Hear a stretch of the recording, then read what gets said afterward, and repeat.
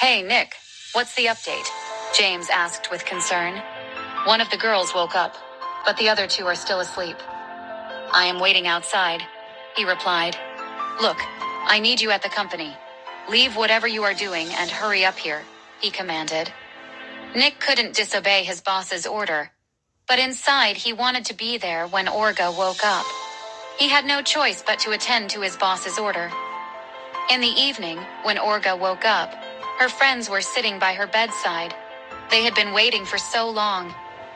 They took the medicine that they were prescribed by the nurse in the morning, and now they are good to go home. However, they couldn't leave Olga alone in the hospital, so they decided to wait for her. Hey, you finally woke up. You scared us all. How are you feeling? Do you need anything? Do you feel any pain? Maggie was so worried that she asked a lot of questions. Then she turned to Raula and said, Hey, go call the doctor. Raula hurried to look for a nurse. A few minutes later, the two entered the ward. The nurse, with many instruments for conducting all the necessary tests, told the others to give her space. You two can wait outside as I check on her. Maggie signaled Raula, so they left the nurse with space. In the corridor, the two girls sat down, but Maggie thought over and over again that something didn't add up. I had been thinking about what happened. I don't know if it's me who doesn't remember clearly what happened, or if it's a miracle we were saved. Raula knew exactly what happened. She knew that Nick was keeping an eye on them, so that's why they were saved in time. But she couldn't just tell Maggie, because Maggie never saw Nick. So, she kept quiet.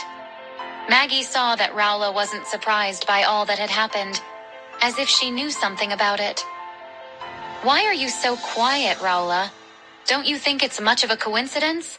I mean, how did the police find out that we were abducted? She only saw the police officers who found her in the room before she fell asleep. She never saw Nick. Neither did she know what happened after the police found her in the room. That's even why she was so worried about Olga. Raula wanted to tell her, but she had started to feel the bond between her and the two girls. She wanted to be their friend. She was worried that if she told them, they would hate her for approaching with a purpose and putting them into all those troubles. So she didn't utter a word. I think the guy from the club who told Olga that our drinks were drugged called the police. How else could we be saved? Raula answered, but she knew she was lying. Maggie thought for a minute, then responded, Maybe. If it's him, we should thank him generously. I don't care if they harm me or what, but touching my friend could break me into ashes. You may not understand why Olga and I love each other so much, or why we are closely bonded. We've been there for each other since childhood. We went through a lot together and used to say our slogan, know you, know me, and likewise. It was just a word, but today I realized that without her, there's no me for sure. Raula was lost in her thoughts. With a sigh, she said, I wish I had a friend too. I have always relied on myself. I grew up with my mom. My dad left us when I was a toddler. On my 18th birthday, my mom and I went out to celebrate out of the city. That day became a nightmare. We had an accident. I was able to get over it safely, but Mom has been disabled since. It's been 5 years, struggling to pay her medical expenses. I dropped out of college so that she wouldn't be kicked out of the hospital. But you know the bill keeps increasing. I had to work 4 jobs a day, and even became a prostitute. By that time, both of them had started to cry. Maggie thought that they went through a lot, but it was nothing compared to Raula's story.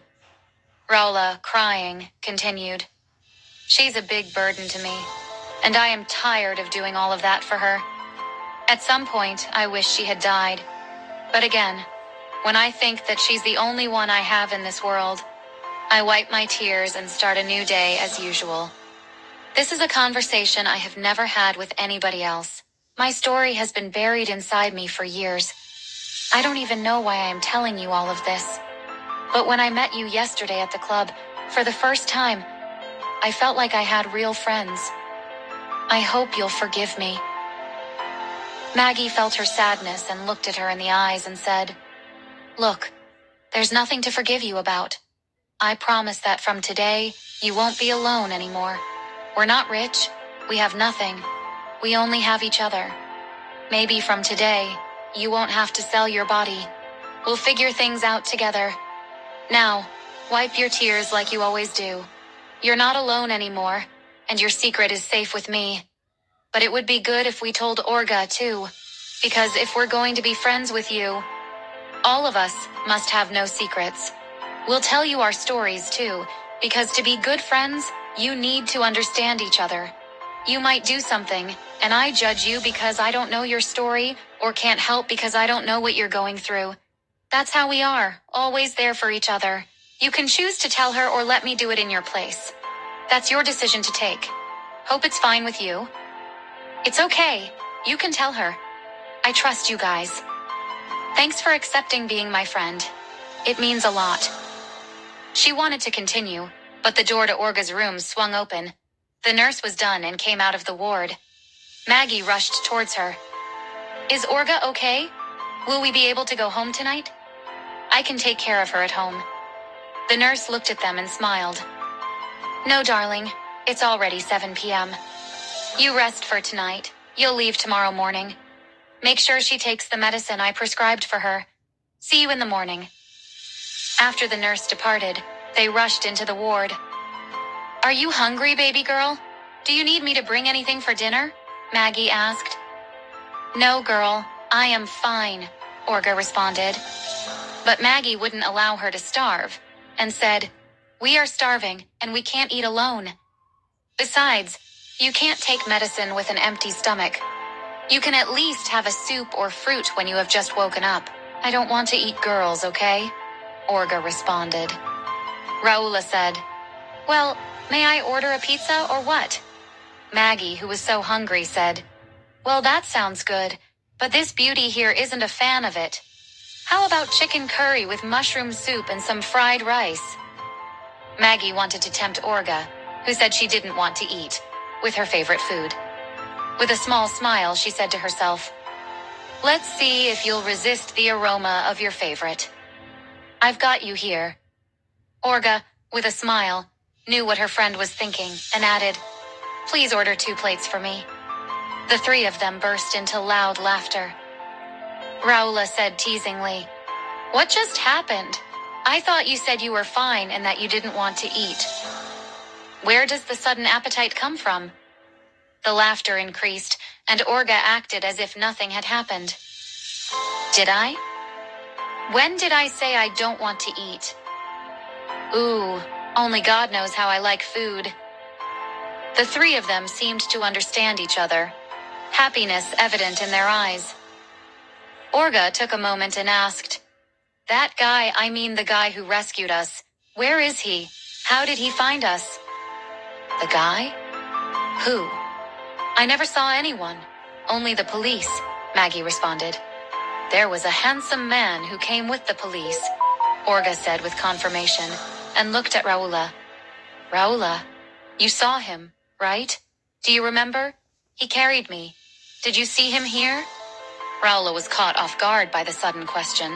She was speechless for a moment, then agreed. What? Raula, why didn't you tell me about it when we were outside? You kept quiet, claiming that you knew nothing. I can't believe you would do something like that. Did you set us up? Where's your honesty, Raula? How can we be friends when you lie about something so small like that? Raula didn't know what to say. She was heartbroken and didn't know how to make it right. She opened her mouth, but nothing came out. Maggie cut her off and said, You know what? Get out. I don't want to see you again.